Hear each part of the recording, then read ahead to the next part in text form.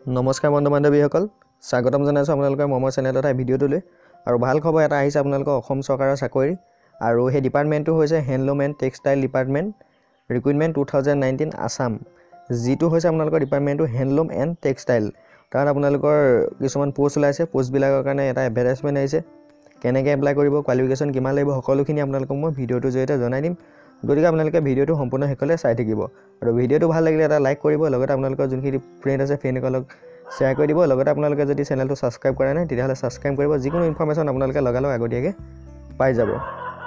ইয়াত আপোনালোকে মন দিব, পোষ্টটোৰ নাম হৈছে name of the post demonstrator handloom and textile, reserve only for PWD candidate person with disabilities. ঠিক আছে, এইটো বাকীসকল কেণ্ডিডেটে এপ্লাই কৰিব নোৱাৰে, অনলি PWD প্ৰাৰ্থীসকলৰ কাৰণেহে পোষ্টটো ৰাখিছে, অকল তেওঁলোকে এপ্লাই কৰিব পাৰিব। টোটেল পোষ্ট আছে আপোনালোকৰ 10টা পোষ্ট আছে। ব্লাইণ্ডনেছৰ কাৰণে আছে 3টা, হেয়াৰিং ইম্পেয়াৰ্ড কাৰণে আছে 4টা, লোক'মটৰ এণ্ড কাৰ্ভেল পালচিৰ কাৰণে আছে 3টা। ঠিক তেনেদৰে আপোনালোকৰ টোটেল পোষ্ট আছে 10টা। তাৰ কাৰণে এডুকেশ্যন কোৱালিফিকেশ্যন লাগিব, SSLC তথা মেট্ৰিক পাছ কৰিব লাগিব। লগতে 2 বছৰৰ চাৰ্টিফিকেট লাগিব, টেক্সটাইল টেকন'লজি নাইবা হেণ্ডলুম টেকন'লজি আপোনালোকে পাছ কৰা চাৰ্টিফিকেট লাগিব 2 বছৰ।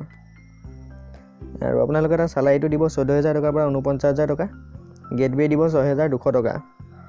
চিলেকশ্যন প্ৰচেছটো হ'ব আপোনালোকৰ ৰিটন টেষ্ট হ'ব, তাৰপিছত আপোনালোকৰ ভাইভা টেষ্ট হ'ব।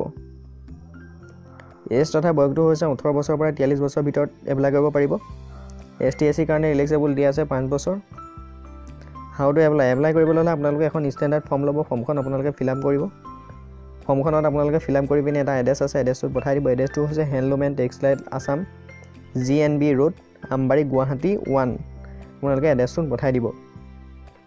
যদি কোৱালিফিকেশ্যনটো মিলে তাৰ ওপৰত আপোনালোকে এটা খাম ল'ব লাগিব, খামটোৰ ওপৰত লিখিব application for the post of demonstrator, এই নামটো আপোনালোকে লিখি দিব। লগতে কেটেগৰীটো দিব, যিটো কাষ্টৰ হয় কাষ্টৰ নাম আপোনালোকে দি দিব। লগতে আপোনালোকে যিটো খাম হয় খামটোৰ ভিতৰত আপোনালোকে এটা ওপৰত এটা এনভেলপ খাম লগাব, যিটো খাম লগাব আপোনালোকে তাত আপোনালোকে 5 টকীয়া এটা ডাক টিকট লগাব। লগতে আপোনালোকে সকলোবিলাক কপি ভিতৰত দিব লাগিব, চেল্ফ এটেষ্ট কৰি। কপিবিলাক হৈছে এডুকেশ্যন কোৱালিফিকেশ্যন, বয়সৰ কাৰণে দিব এজ চাৰ্টিফিকেট, কাষ্টৰ চাৰ্টিফিকেট থাকিলে দিব।